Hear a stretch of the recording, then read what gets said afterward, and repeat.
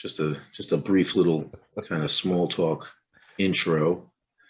In fact, we could do an intro like that and then put the Squatch Talks intro audio in, and then continue. You know what I mean? Mix it up a little bit. Mm-hmm.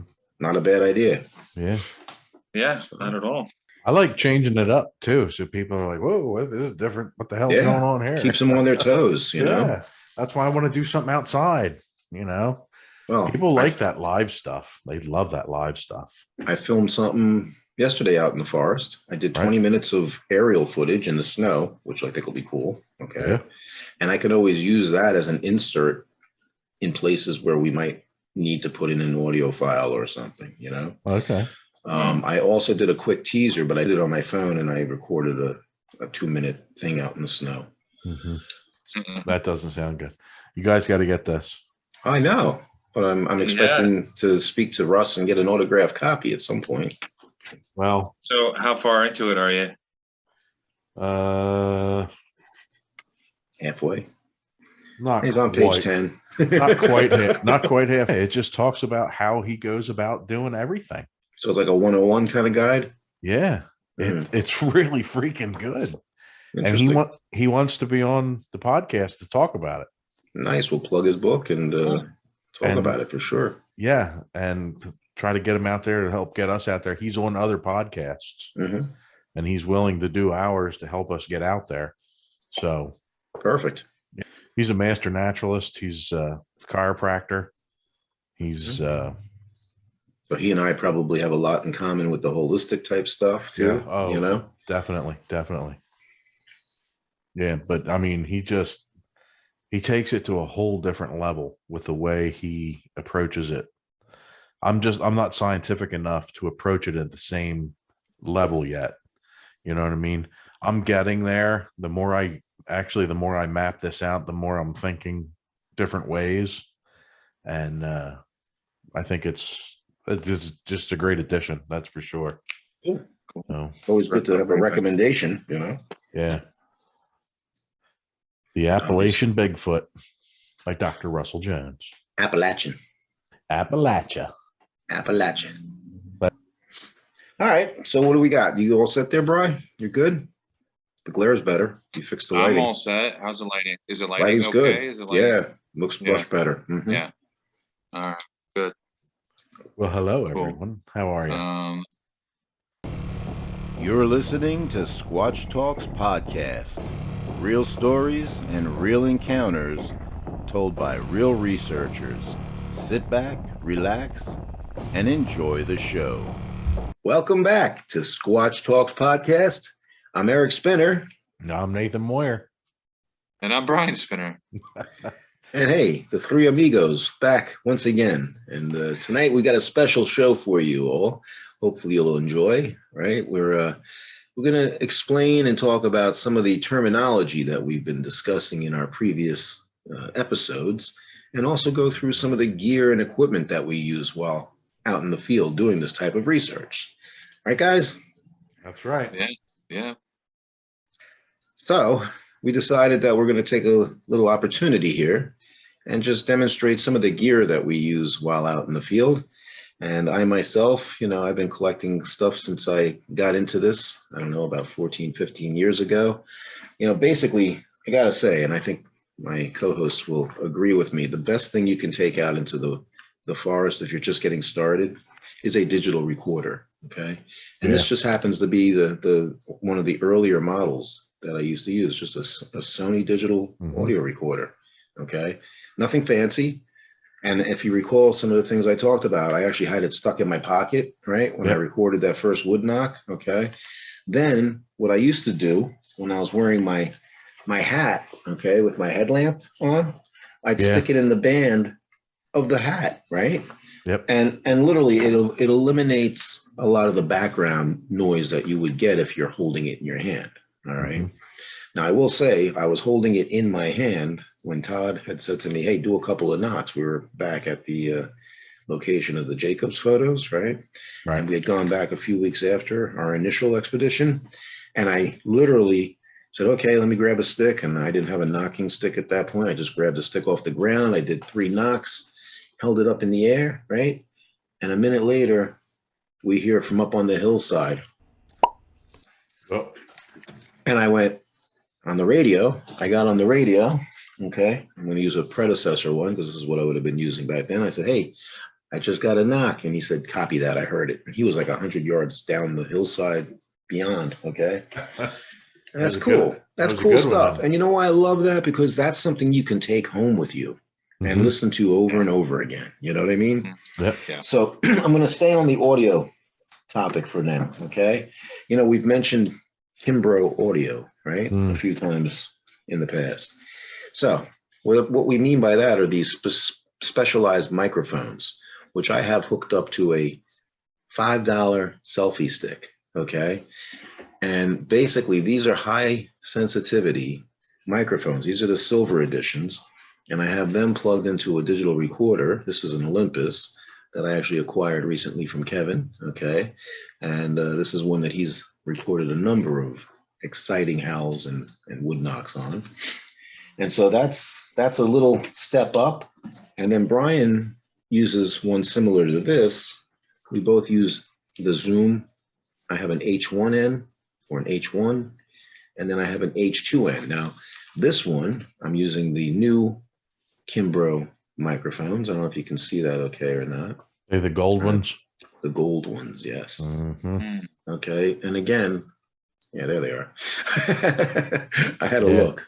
Okay. They're small. They're small, but powerful. Okay. Oh, man, are they powerful. And let me tell you, that's amazing, amazing technology to use when you're out in the field. And they also come included in the LDR. Okay, the LDR is a long duration recorder.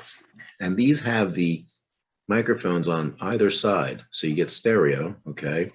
And you have one on that side and one on this side. You can see it there, okay?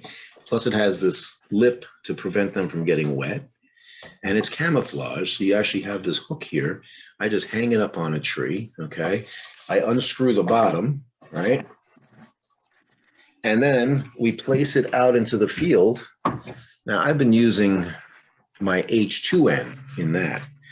And, you know, you have to set it, though. You have to make sure you set it to work with the remote microphone, okay? Just a little tip. Right. So you don't waste a night of recording needlessly. But this is the H2N recorder, okay, which has, you know, better microphone in itself as well. But you hook this sucker up to that, and let me tell you, I've got 2.5 hours of Bigfoot's eating peanut butter and jelly sandwiches, okay?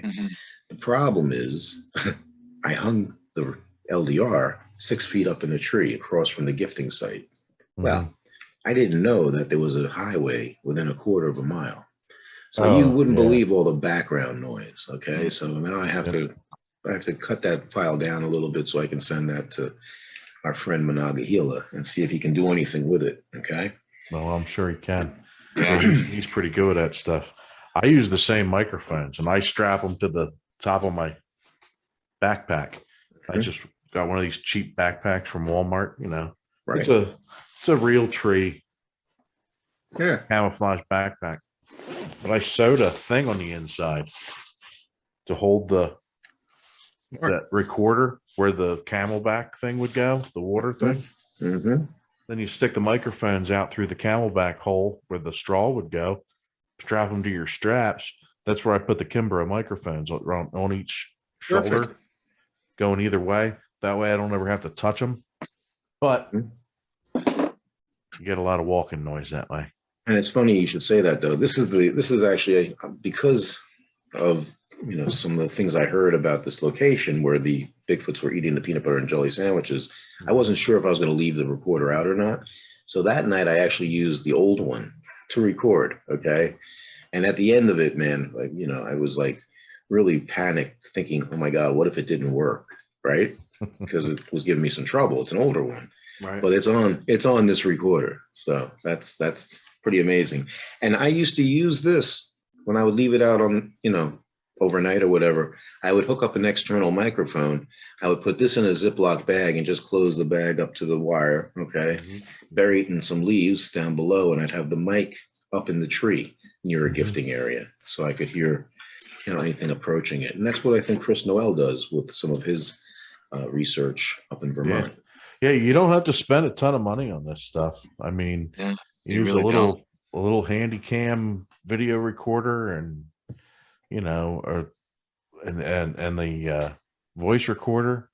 I like the Olympus ones from Walmart. They're not bad. $60, you can have a decent recorder. So we just thought it was an appropriate time to maybe just do one of these kind of like, 101 squatching type things, just to kind of give you a little idea about, some of the things we've mentioned, like blast blocks and things like that.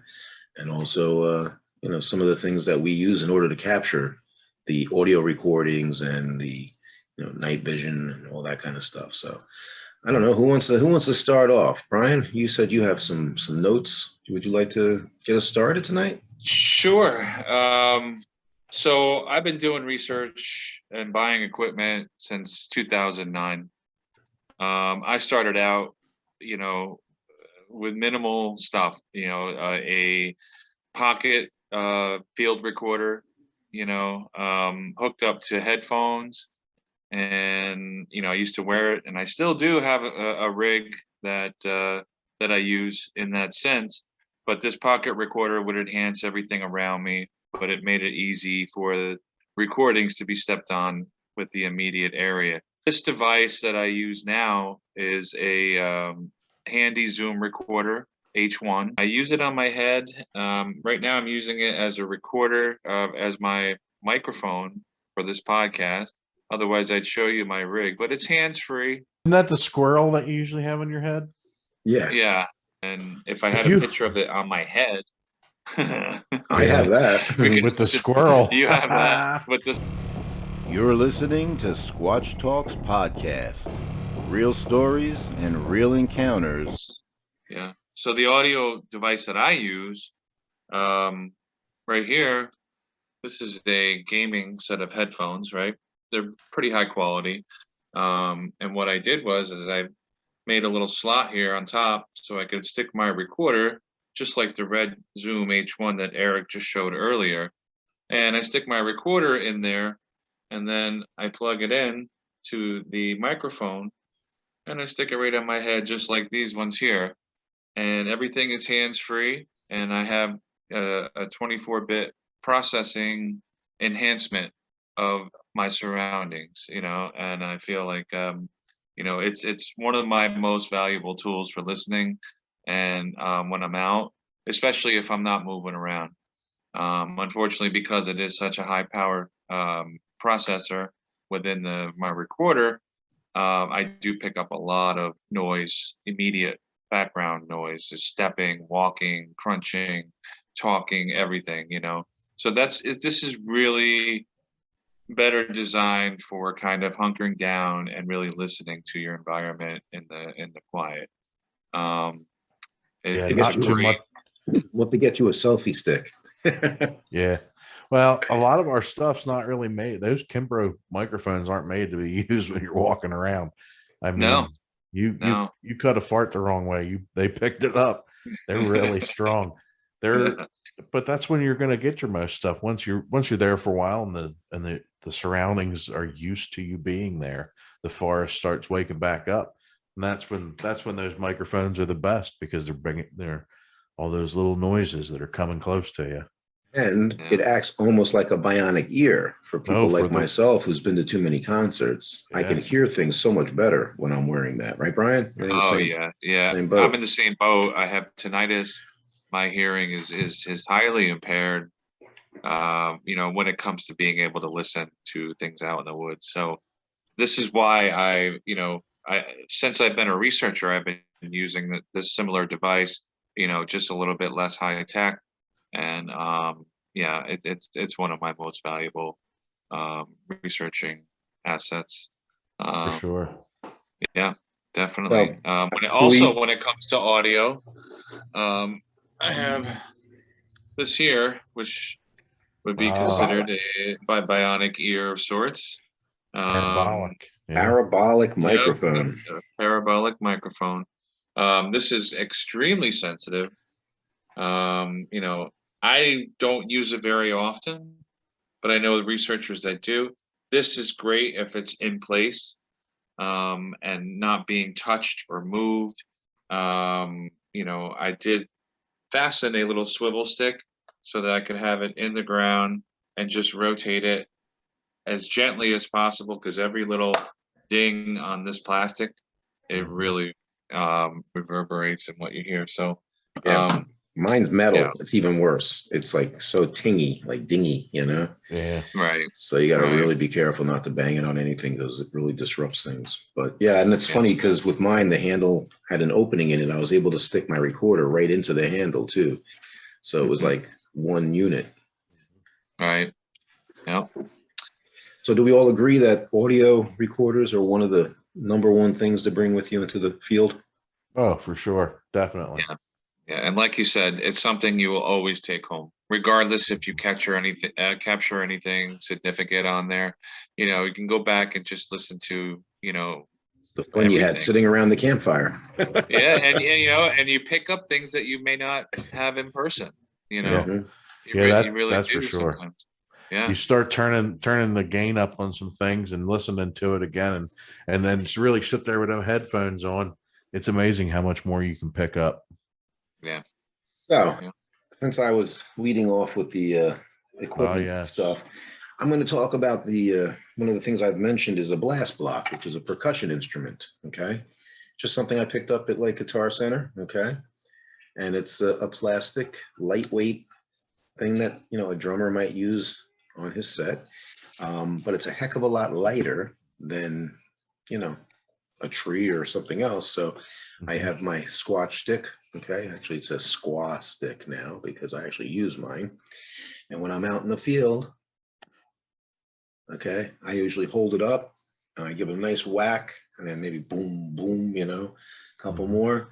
I put my finger through the opening because I got rid of the clamp that you use on a percussion set. But yeah, it produces a nice sound and it really carries. So it's a great tool to use to produce a knock response. I've gotten back and forth replies, okay, using that. What note is it? I mean, or I know they have different numbers on I them. think it's C. No, it I C? have no idea. They do. They're different They sizes do. or different They sounds. do. But when I was there, they had like an orange one and a green one, and I forget. I actually got a wooden one also, which I cracked very soon after getting it. But I don't know. I'm not sure. I'm not a percussionist. Todd might know. He knows about these things. But I liked how this one sounded. Okay. So that's oops. Don't break the It does sound good in the Pine Barrens for sure. yeah. It carries well there. It does real well there. But nothing beats a nice hickory stick Right. or axe handle or the squaw stick, which is available online. Again, I was told they had stopped making it for a while. But anyway, this on a cedar tree in our Atlantic white cedar swamps, one of the best sounds ever. So Yeah, nothing beats a natural sound. Right. Yeah, because if you're a Squatch, that's what your ears are more tuned to. Is more of a natural sound.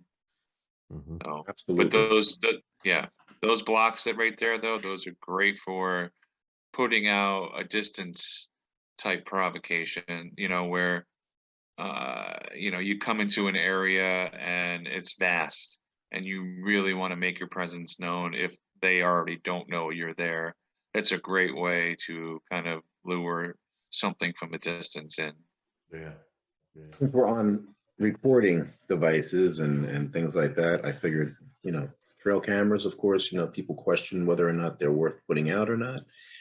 I've gotten a few images over the years, very few, because again, I think these individuals are fairly intelligent.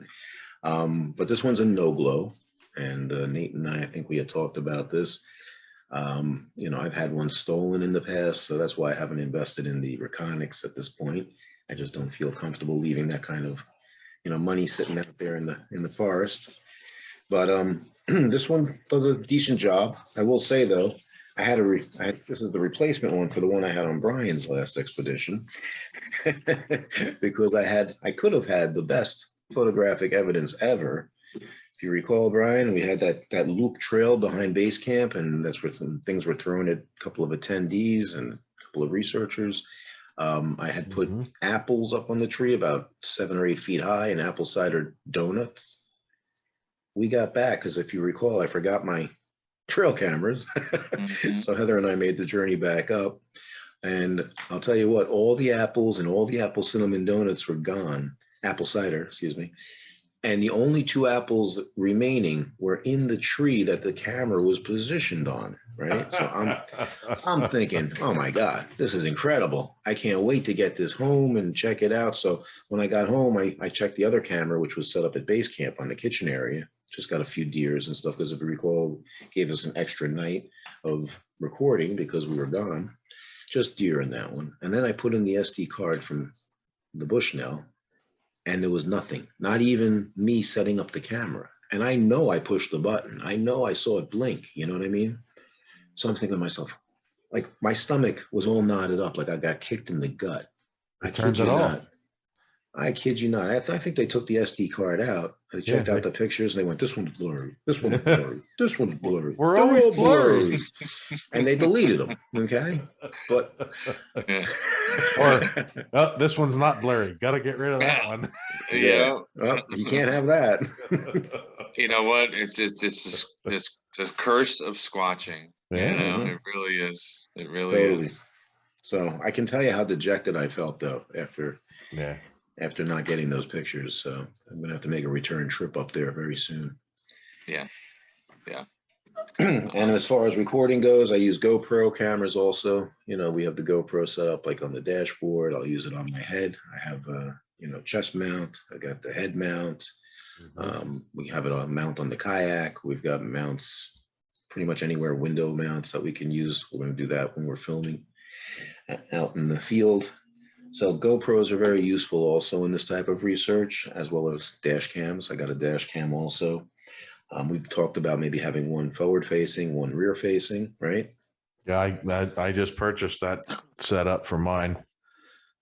It's mounted, so I can't really bring it in and show it to you, but it's got the backup camera on the back of the cap. Just drive the new vehicle right in. Go ahead. Yeah. I don't think Terry would mind. Well, I can't show you my camera either. I mean, I need a mirror. It's because you're using it right now. Yeah, my new 4K vlogging camera that I bought so we can go out and do this stuff out in the field too. But So, we talk about thermal imagers, right? What do There they you do? go. They show heat signatures, okay? So we acquired, Art and I acquired this one. It's a Evolutions 4000 MSA is the model or the manufacturer, okay? And it's a fireman's therm basically. And it's heavy. It's like 14, 15 pounds. Gives you a love that workout. thing. When you're out in the field, you can get a little workout, right? So he has the strap on here. You can put it around and have it hanging. But he also, Art put some red photographic film on so it doesn't destroy our night vision, okay? Now this one can record, but you have to have it hooked up to a camcorder, using certain cables and whatever. So we basically, if we ever see anything, we just take pictures of the screen because it's a nice big screen, right? That's one of the best parts about that, though. You can have that thing on a target and people over each of your shoulders, and everybody can see the picture. Yeah. Yeah. That's the kind of cool thing about it. And we've done that.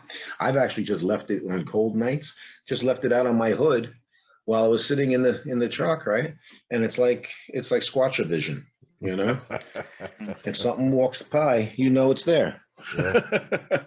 And then of course you have your monocular, like the FLIR Scout, right? TK Scout.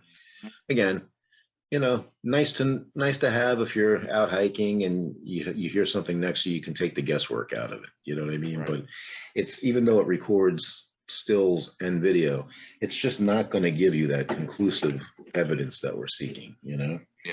So Eric, so Nate had said that about his new 4K podcasting thing. All right. So, and then I have I use this sometimes now with cell phones and stuff like that. This was my old camcorder here. Mhm. Yep, just a regular camcorder. It's got 1080 high def. It's got night vision, right? And it's got a pretty good zoom on it. But what I did was I bought this IR flashlight. All right, and this provides I forget what the distance is. I think it was at least 75 to 100 yards of illuminated added night vision. Okay. If you have a night vision device, this really illuminates the area. That's going to be going to Nate soon for his camcorder because Yeah, I can't wait to start filming us out in the field doing this. That's going to be great, and that torch will help out. Yeah. Also, I have a Bushnell. This was my first night vision device, monocular here. This was good for what it was back in the day. I think I got this back in probably 2010 or something like that. A great device. I could have seen a squash through this had I taken off the little cap here. On the lens, yeah. How many times do you do that? Yeah. No, it was that once I learned my lesson, but it really eats through batteries, and it turned out to be, this was next in line. And then, as Eric said, he got his Scout, FLIR Scout, right? And then we have, all three of us have an AGM product, right? Yeah, mine's the lesser model, but I started with the Bushnell too, night vision, with the big old torch on the side. Oh, and of course, I got mine from Kevin on loan. Right. Well, so. Yeah. So, Eric, ours is the same model, right? It's the AGM ASP Micro 3 TM 385. It's got a 15 millimeter lens. Wait, yours is a 385? Yep. Mine's a 384. I'm sorry. It would be the 384 model. Okay. I just want to make sure you didn't have one that's bigger than mine. Right. Yeah. No. I didn't want to have thermal envy. Well, there's enough of that going on. So, yes, it was a. That's right. Because I still just have the micro. So. Never a dull moment with you guys. Yeah. Right. So, hey, I like that. Thermal envy. I do like it. That's what happened here at my house, because I had the FLIR that was donated to me so kindly by Brian that I've been using, and then when I went and bought the AGM, well, when Terry became an investigator, and I have yet to get to use it because it went right to her. That'll teach you. That's right. Yeah. I told you should have given her the FLIR. I tried, but then she saw this one, and that was the end of that. Well, but then I showed you the other one when we were together, and I showed you the 384, and you're like, well, that's it. I got to get one of these now. Yeah, this one's paid off now, so I'm buying the next one. Yeah. Well, the next model up is this. I believe the numbers are in the 600 after the 384 model, and that is absolutely unbelievable compared to the model that we have. So we'll be in talks though with the company very soon. They're hopefully going to become a sponsor, right, Brian? And we're going to maybe work out a little deal that we can promote their products and test out the equipment in the field. So that's going to be happening very soon. I see that. I'm manifesting it. I really do like them. They're way better than any FLIRs. Well, what's great about them, they have a 4x zoom. They got the 4 palettes, white hot, black hot, red hot, and fusion, right? It's got, like I said, the 4x zoom where you can see things up to 500 yards away and kind of differentiate what it is. But at 250 yards, you can actually classify what it are the claims. And I would have to say those are pretty accurate based on my use. It's got an 8 gig internal memory. It's got video capabilities and photo where you can turn on your hotspot on your phone and in real time, download what you're seeing from the thermal. That's a great function. Does yours have that, Nathan? I don't. The hotspot? So. It does. It does? Are you sure? Yes. Okay, Both cool. models have it. Yeah. The reason I ask is when you upgrade, we can use yours then to tie to the drone and fly it up in the air. Deal. There you go. I'm up for that. I'm totally up for it. Because I can then control the hotspot, right? We can have that recording to one device and fly the drone with the another other device. Exactly. Genius. Yeah. It's genius. And I tell you what, for $380 or whatever I paid for it, it's way better than the FLIR, the Scout. The Scout. Oh my God. I mean, yes. hands down, you can see creases in people's clothes and everything. You know what you're looking at. Yeah, definitely. Yeah, You the can tell resolution is amazing. Yeah, you can tell the difference between a mouse and a chipmunk. Yeah. Would you say then that those are the main pieces of equipment we use in trying to acquire data or evidence in our research then? I would say, yeah. I mean, I've downsized a lot from the beginning of my research. I mean, I have acquired so many things, and I go out in the woods. I used to have a fanny pack full of stuff, like a man pack or whatever. And I don't even take that anymore. Really, I just have my thermal and my, my hands-free listening with my recorder. And, I think that those two things are sufficient to be able to detect anything in the woods. Some people like to bring a lot more stuff out, but one thing I do try to make sure I have on me at all times is a good headlamp. Okay. Yeah. And, I've been caught out in the forest a couple of times where I was setting up a baiting station or whatever and leaving out a recorder.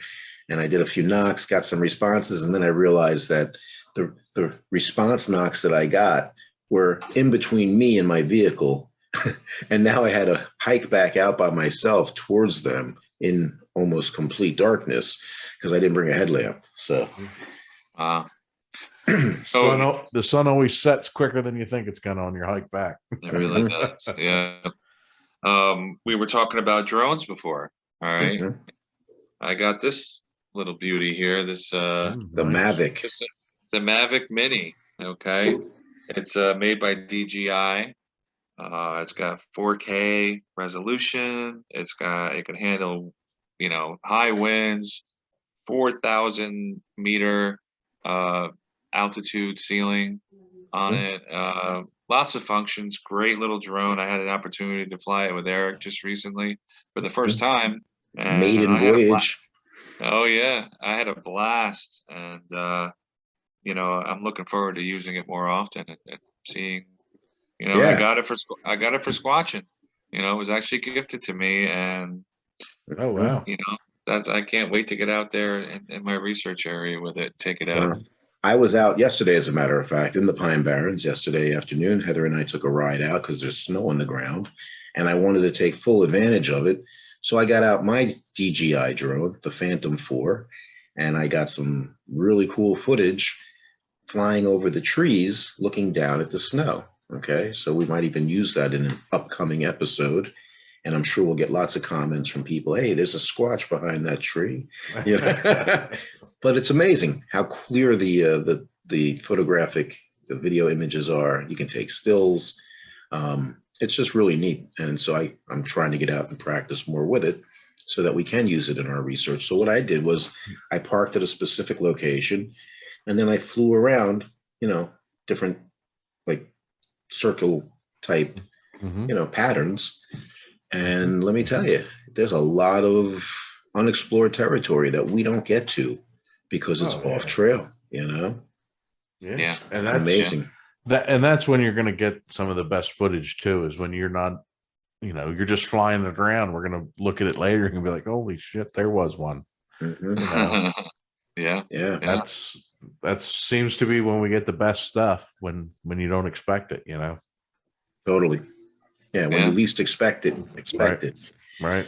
So the next thing I just thought I would mention, though, and you guys are welcome to chime in, is the radios that we use, okay? And those have evolved over the years from when we started out, maybe with the Cobras or the other, common models you find at the big box stores, right?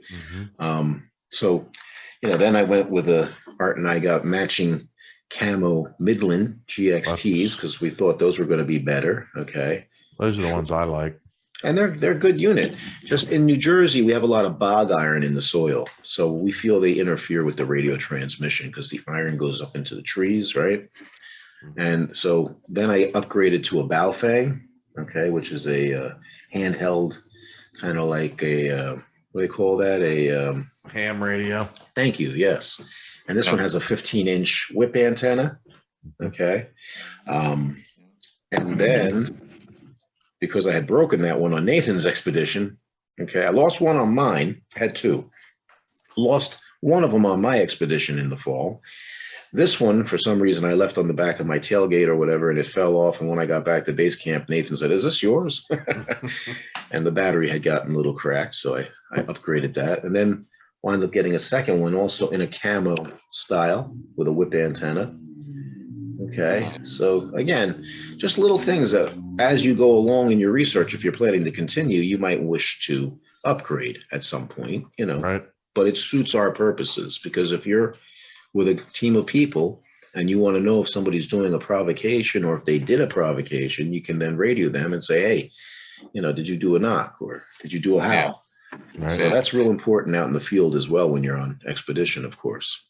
Definitely. I know in my research area and in Nate's as well, it's very mountainous. You know, it's very various terrain, unlike the Pine Barrens, which is mostly flat. And yeah, I too have pretty much the same. Yep. And recently acquired that, and I'm hoping that it'll improve communications when we're out there. Yeah. I'm sure it will. Yeah. I'm still waiting for mine. The purse strings didn't open quite yet this week, so we're waiting. Okay, we always have extras. Yeah. So what else do we got? Anything that I've left out, you guys? How about any, I know you mentioned like a wood knocking, the wood knocking, you had your block and you used the little mini bat there, the Squash stick. bat, your Squatch stick. I had this bag.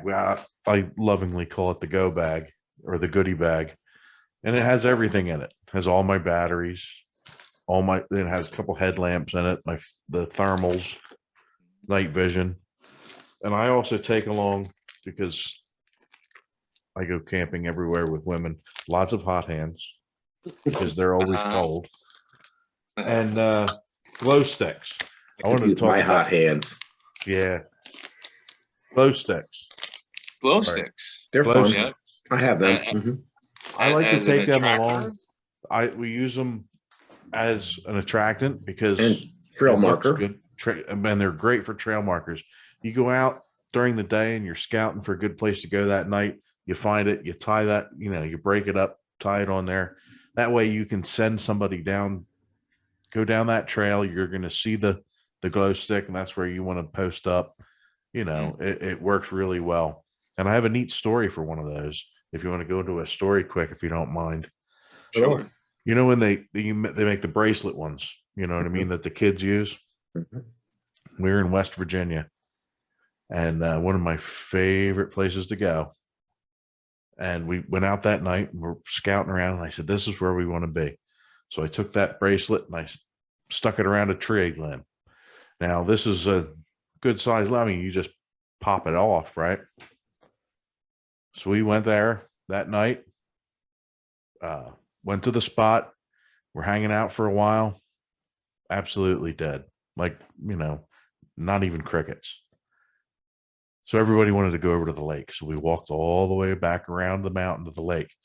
So where we started from, where we were camping from, we walked down the trail and around the back of the mountain to where we had the glow stick around the branch. Then after we were done, we came back all the way around past where we were camping to the other side where the lake is. Okay. Well, we're doing provocations. We're screaming out over the lake, doing different things. And it was just a couple of us. It was a private, we were just camping as friends and thought we'd go out squatching.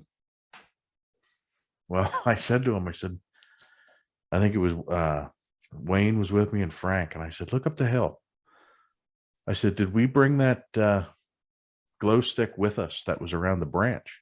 And they said, no, we left it there. I said, well, there it is. At the top of the mountain, we were on the trail going around the pond, around the little bit of a lake. And it was a pretty decent hill going up. And there you could see it. And it was a circle. It was that bluish white circle. And it was just going down through and I kept saying, do you see this? And they were like, yeah, I see it. I can't believe you saw it moving. You saw it. It almost, it was a perfect circle, almost like they were like whatever was holding it like this and walking through the forest with it. Huh. And then it just went way up into the tree and disappeared. It was, we went back and it was gone. The bracelet was missing from where you originally put it. Right. It was not on the tree. Huh. So that's really interesting. Cool. So something actually took it off the tree. Was it like, did it have to be, how much manipulating would it have? You just got to pull it. Those are just them plastic things that they have a little plastic coupling that, if you pull it a little bit, they just pop off. It's not hard. Okay. And then you said it was in circle shape, and then it must have been replaced back in circle shape. Exactly. Right? Yeah. After taking off the branch and then actually being transported and you watching it, that's pretty amazing. I mean, because that was one of the things I said too. I said, can we see that from where we're at? And Frank's like, no, it's on the other side of the mountain. There's no way. Right. Unless you're Superman looking through the mountain with your X-ray vision. I would imagine it must have been like fall, or winter time, fall. No, it was it was closer to fall. It wasn't. I think I might have been wearing shorts, but that's not a good indicator. That's not a good indicator. Exactly. You and I wear shorts, up until snow flies. Right. Oh, interesting story. Glow sticks. I recently acquired this. All right. This used to be my parents, and they were given, and it's a train whistle, and I've been wanting to get out there and just kind of put that out in the woods, Who knows? A harmonica. Harmonica, musical instruments. We were on an expedition where one of the expeditioners had brought a didgeridoo. Yeah, man. On the expedition. Yep. And that's for those of you that don't know, I believe that's an Australian instrument, right? Yeah. Good day, mate. That was neat. I enjoyed listening to that. My God. That was quite a show, and it was loud. We didn't have any responses to it, but it was definitely interesting. Yeah. I think I think if I was a Squatch or anything in the woods, it would have caught my interest. Yeah, it's definitely something they don't hear around here. That's for sure. But where we went that night, though, may have had something to do with it, Brian, because you took us to a location which has a dark history, and there are a lot of rattlesnakes. Yeah, definitely. So people have a lot of success musically in the woods and Sasquatch encounters as well. We've used drums in the past. I have some paddle drums that I'll take with me because they're easy to transport as well, and we've used sound blasting equipment. That's another technique that we've used in the past. I usually play the Sierra sounds, on my speakers. And before I forget, one of the things we had mentioned in the past were some of our sighting report kind of, terminology like Class A, Class B, that type of thing. A Class A is, of course, a clear visual sighting. Okay, Class B encounters are generally thought of as maybe, vocalizations or not so clear sightings, right? Footprint finds, track finds, that sort of thing. So just to clear up any, doubt about what that means. And that's more of a universal tool too. That's not specific for any one group or anything. That they pretty much all subscribe to that classification. I think that's pretty much how it evolved, right? Yeah. It did start out with the BFRO making those classifications, I believe, right? It could have, but I don't know. Yeah. Um, So I just want to mention that and clarify that for anybody who may not know what we mean when we say that. Right. Obviously, vocalizations include howls, screams, whoops, whistles. Those are typical ones we may hear. And other communications that they use, knocks, right? Wood knocks, or some people feel they do hand claps or rock clacking. You know, there's a lot of different theories about that. I've heard rock clacks. Yeah. Yeah. Yeah, I think I have as well. Yeah. I was You know, I was out with I was out with a group one time, and Monongahela was doing a presentation of some of the audio he caught, like real stuff, and he was playing it pretty loud. He actually uses a megaphone that he plays for people. And it was, 1 o'clock in the afternoon or right before dinner. Maybe it was between 1 and 4. And we got a response while we were doing the presentation. Just so you were talking about call blasting. That was pretty neat. Yeah. Well, perfect timing. Yeah. Yeah. Earlier, I had mentioned to Nathan that I wanted to maybe play a audio file when I was describing the audio recorders. And so if you would entertain me, I'm going to play this file. Okay. Can you see me okay, guys? Yeah. Yep. All right. I'm going to play this audio file that I recorded on Nathan's expedition that we talked about on the previous expedition of the house. So check this out. 2233, October 2nd, 2021. Dead Woman's Hollow.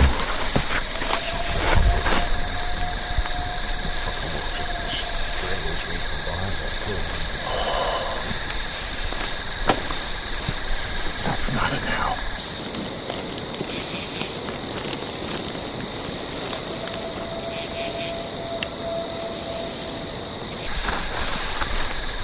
That was quite a greeting. Yes, it was.